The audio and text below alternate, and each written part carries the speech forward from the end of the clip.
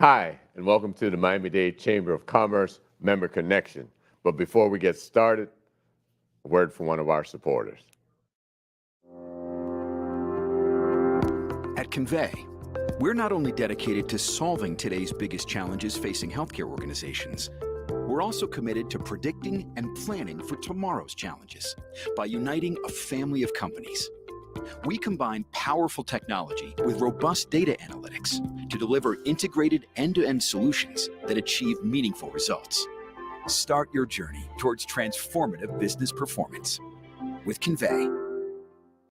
Hi, and welcome back to the Miami-Dade Chamber of Commerce Member Connection. I'm your host, Eric Knowles, and yeah, as I say, I'm excited. You know, it's exciting when we talk to entrepreneurs, persons who are just building their own world. And today I have a wonderful member of the chamber, Miss Katherine Tyson, the real estate queen. All right now.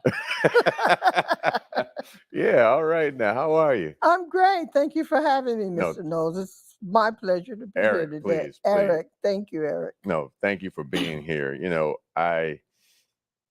doing this show, we started it, we weren't live as we are now in a studio. We were doing it through Zoom, and because of the pandemic, and that's what started this. And here we are. And I just want to thank Miami-Dade College and President Fruin for having us. And this has just been such a great platform. As a matter of fact, I was out yesterday and someone stopped me and said, "Hey, I saw your shows that you're doing and keep on doing it. And it's really great." So we're excited to have you here. You're native Miami. Yes, I am. Yeah, we were just talking. You went to Jackson? Went to Miami-Jackson. I also was a student here at Miami-Dade College, and I later went on to the University of Miami. Okay. And so real estate queen. So it's reading your bio. You've been doing that for a little bit. Mm-hmm. And you've been, I shouldn't say seems like you've been very successful at it. Extremely successful. And real estate in Miami right now is interesting, to say the least. You know, I get these emails from Zillow, properties all over the place, and I am so wowed at, you know, where we are. I know Miami-Dade, we're actually, I guess they're saying, facing a housing crisis in terms of the pricing going up. And I went to Edison, so we kind of probably grew up in the same neighborhoods. I grew up on 53rd Street, and I was in my old neighborhood a few months ago. This is probably even almost a year ago, and there was a house for $1.2 million on 52nd Street off of Miami Avenue, on the west side of Miami Avenue, not on the east side of Miami Avenue. So tell us about your real estate journey. How did that begin? First of all, my real estate journey began when I graduated from high school. Okay. I had a baby. I was married to a guy that had just started the fire department. And we tried to rent a property. Back in those days, in the 70s, it was hard for Black people to rent properties. Everywhere we went, it was like, "Oh, I'm sorry, it's taken. I'm sorry, it's taken." Wow. So I decided that I was going to buy a house. Okay. So I was only maybe 20, and we bought our first home. And that turned out to be a really good deal. It was back in the 70s. So how much did that house cost back in the 70s? $15,000. Wow. It's over in Little River, and I think that house right now is probably worth about $600,000. Seriously. Right. It's a 3-bedroom, 2-bath. So I gained an interest in real estate because I wanted to have my own business. I've always wanted to have my own business. So I'm one of those people that are a seeker. I'm always reading, I'm always studying, I'm always taking classes. And I started taking these no money down seminars with wholesalers. Right. So instantly, I just tried it and it worked. Okay. You know, we're getting priced out of the market right now because of the high prices. But if I told you the number of houses I bought and flipped, you wouldn't believe me. The kind of money you make is unimaginable. The last flip I did, let me tell you how it goes. Yeah, let's You go, give us the okay, nitty knock, gritty. knock. Right. Who's there? Katherine, opportunity only knocks once. Okay. Okay, so if you're on board, you can really make a lot of money doing this. It's quite simple. How I work, I get a list of the properties that are going into foreclosure. Okay. I get a list of the new properties that have just been listed that are going into foreclosure. You know, sometimes wholesalers get a bad reputation. They say, oh, you're stealing people's homes, blah, blah, blah, blah, blah. There's always divorce. There's always death. There's always people losing their jobs. There are always people that are relocating. Mhm. There are people that their parents have died. The property's run down. They need to get rid of it. So I step in and I purchase the properties at little or no money down. Normally, no money down. Once I find the property, I find a buyer to flip it to. Okay. I go put the property under contract. I get a deed, you know, I give the owner some money. And then a lot of times when I do the short sales, the bank are anxious to work with me and the owner because they don't want abandoned properties just sitting there. Right. So if you go to the bank, you can make a deal with the bank, and 9 times out of 10, they're going to drastically reduce the payoff price. Okay. So that's when I step in. I give the money, the buyer, the seller rather, money to relocate, to start anew, and then I take the property. I do some work on it. Sometimes I don't. It depends on how I want to sell the property. Right. But I find that that's an easier route than just buying retail. Okay. Because you make a bigger profit. If you're a real estate agent, you might make 6% commission. You're going to do the same amount of work that I do when finding a buyer, but now I'm the owner. Right. You don't need a real estate license. Okay. All you need is the get up and go to look for properties. So what I have decided to do, there's so many young people out here that don't own properties. Okay. So my dream is to have a mentoring program. I'm glad you said that, because that's where the next place where I was going to go, in terms of the fact that, as you were saying, that we're being priced out of housing, and our young folks, our young professionals, I mean, a 2-bedroom house, $300,000, $400,000, $500,000, and if you're a young family of 3 or 4 kids or whatever, you need a larger property. Exactly. So that is, I love that. Mm-hmm. So you're going to start a mentoring program? That's exactly what I want to do. I want to start a mentoring program, and I want to help young people purchase their first property. Okay. Hopefully you have good credit, you have income where you can sustain the mortgage payment once you get the property, because the properties aren't free. Right. You purchase them at a wholesale price, and then you get your own mortgage, your own financing. You can live in the property, you can resell the property. You have a lot of options. Wow. You know, I was reading about the guys that started the Airbnb. Right. And they started it because they bought a property that they couldn't afford, and they decided to rent it out. Right.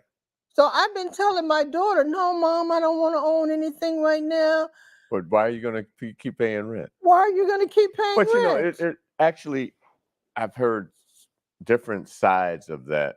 But before we get into that, we're going to take a break in a couple of seconds and come back. So we're going to get a word from one of our sponsors, and then we'll be back and we'll continue. Okay, thank you.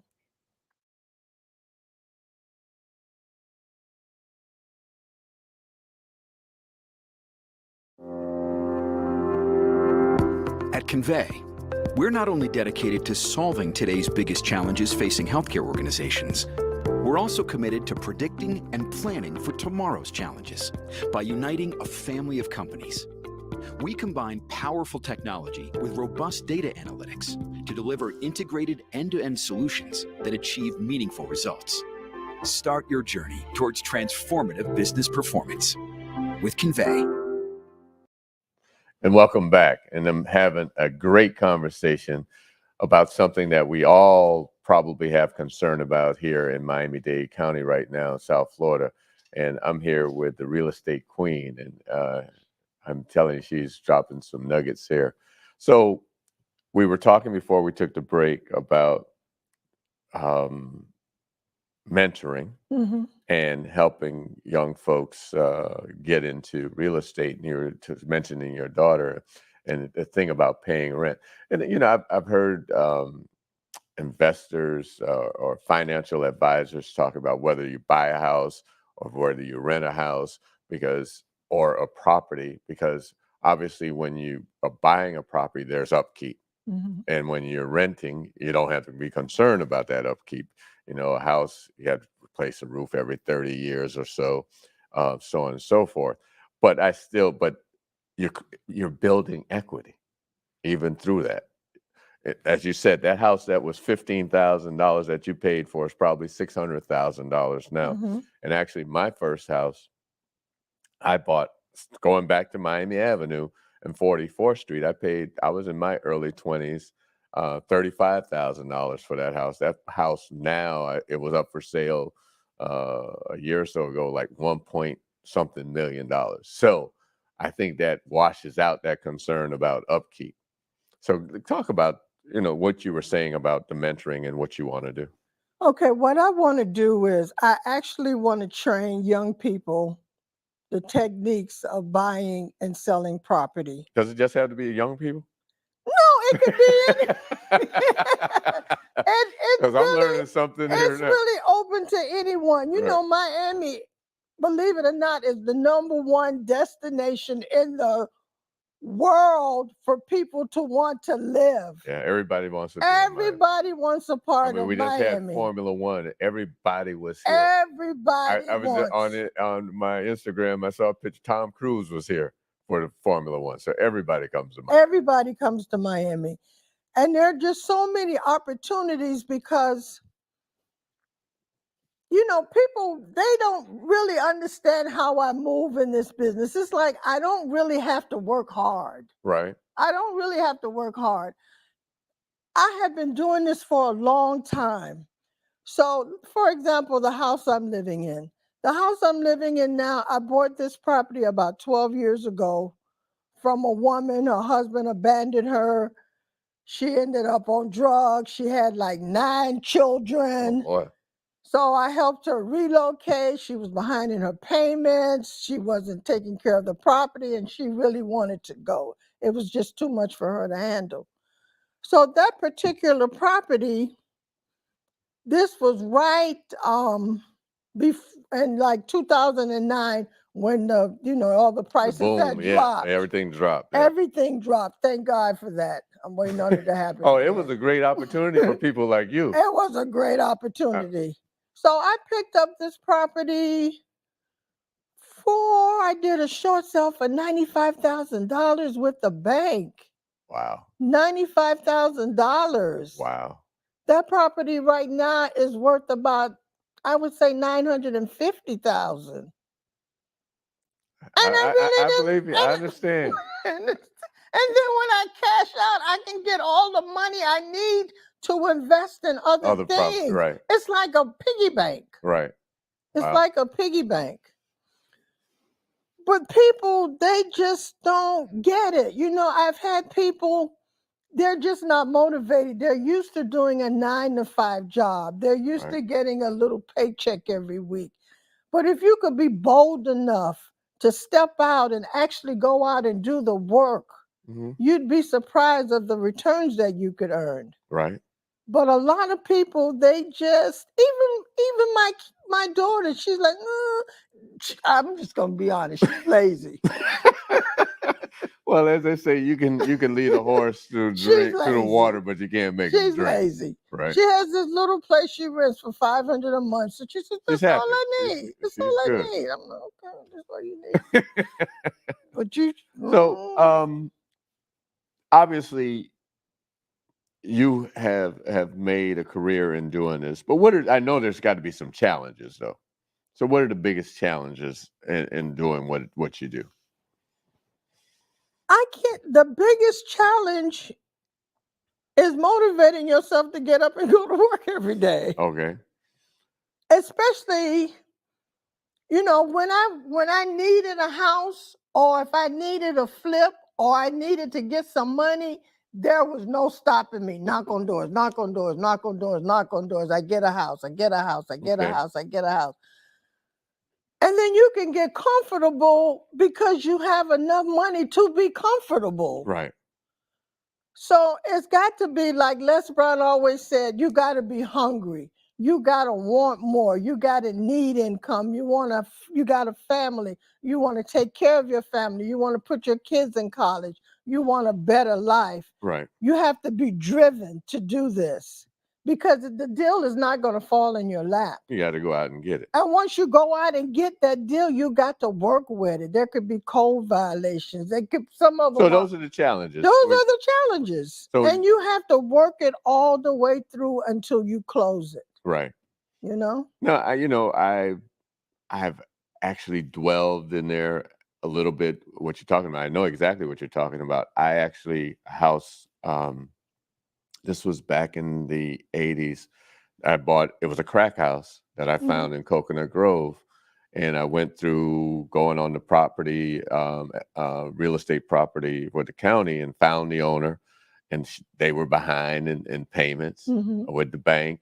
There were code violations up to like $20,000.